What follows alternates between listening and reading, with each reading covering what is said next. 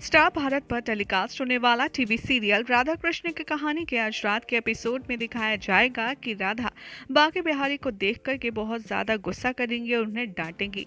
बांके बिहारी साथ में राधा को गुस्से में तपता देख बांके बिहारी कहेंगे कि मैं इतनी देर से जो आया उसमें राधा कृष्ण के प्रेम का चिंतन करके मैंने एक सुंदर सी कविता बनाई है। राधा कहती हैं कि ठीक है, तो वो कविता सुनाओ, क्या पता उसे सुनकर मेरा क्रोध शांत हो जाए।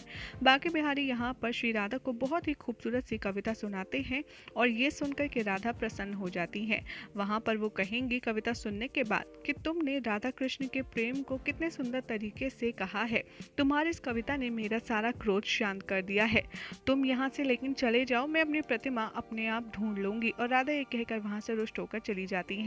उधर दिखाया जाएगा कि बलराम दाऊ आएंगे और आते ही बलराम दाऊ बांके का हाथ पकड़ लेंगे और कहेंगे कि आखिर तुम मेरी पकड़ में आ ही गए। मुझे अच्छे से पता है कि तुम्हारा ये कौन सा रूप है कान्हा, मुझे बता भी दो। बांके बिहारी कहते हैं ये रूप तो प्रेम का रूप है और बलराम बांके बिहारी के नाम से मुझे जाना जाता है। क्या आप मेरी सहायता कर सकते हैं? बलराम दाऊ कहेंगे कि मेरी सहायता, तुम क्या चाहते हो, क्या मदद करूं मैं तुम्हारी? तो बलराम दाऊ से बांके बिहारी कहते हैं कि मैं चाहता हूं कि आप मेरी सहायता करें।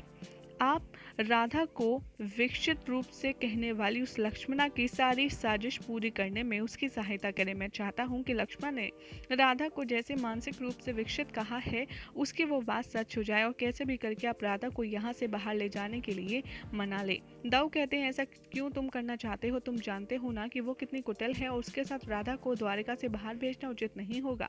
बांके बिहारी कहते हैं कि मैं सब जानता हूँ, लेकिन जो करना चाहता हूँ उसके लिए जरूरी है।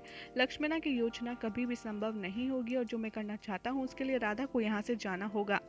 दाऊ कहते हैं अगर राधा को पता चल गया कि वो तुमसे घृणा करने लगेगी तो उसके पश्चात तुम क्या करोगे? तो यहाँ पर बांके बिहारी कहते हैं कि नहीं दाऊ, राधा कभी भी मुझसे घृणा नहीं करेगी। वो अपने कृष्ण के मन को समझती है, इसीलिए वो ऐसा कुछ भी नहीं करेगी। और राधा को प्रेम की देवी तुलसी को तपस्या करवाने के लिए यहाँ से दूर जाना ही होगा, तभी तो मैं राधा के प्रेम और तुलसी के तप से वापस आ पाऊंगा ना।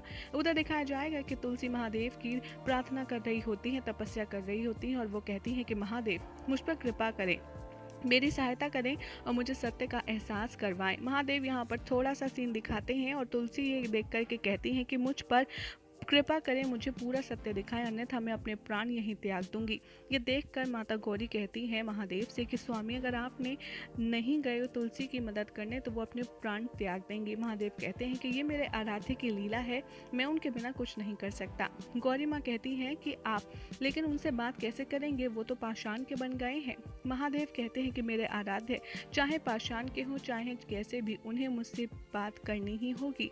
सब लोग यहाँ पर दिखाया जाएगा कि राधा के इर्द गिर्द इकट्ठे हो जाएंगे। लक्ष्मणा फिर से राधा पर इल्जाम लगाने के लिए आ जाएगी। राधा कहेगी कि आप लोगों को थोड़ा और रुकना चाहिए था, कल आप सबके जाते ही बांके आया था। ये सुनकर लक्ष्मणा एक बार फिर से उन पर कहती है कि देखिए मैंने पुनः साबित कर दिया कि ये अपनी मानसिक स्थिति खो चुकी हैं और ये मानसिक रूप से विक्षिप्त हैं। राधा कोई बांके नहीं है, वो सिर्फ आपका भ्रम है और आपकी सोच में ही है।